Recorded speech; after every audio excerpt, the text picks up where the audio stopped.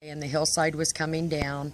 He grabbed the granddaughter and our dog, exited the home, met us at the end of the road. 911 was called, city officials were called, and we came out. We were evacuated from the home. We are still waiting to see if we can return home.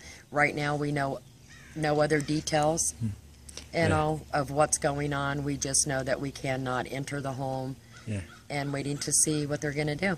And when did this happen? Yesterday evening about 5:30. And you were with, you weren't home, right? No, we were not, just the two grandchildren. Okay. After this happened, just tell me how you feel about it. Like, we're devastated. We're in fear if this is going to come down even more.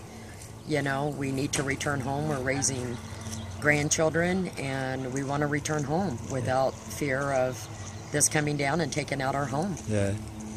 From the here, grandchildren are terrified. Yeah. I mean, from here, where do you go from here? We're not sure. We're waiting for word on what's going to happen. Okay. That's all we know for now. Okay, great.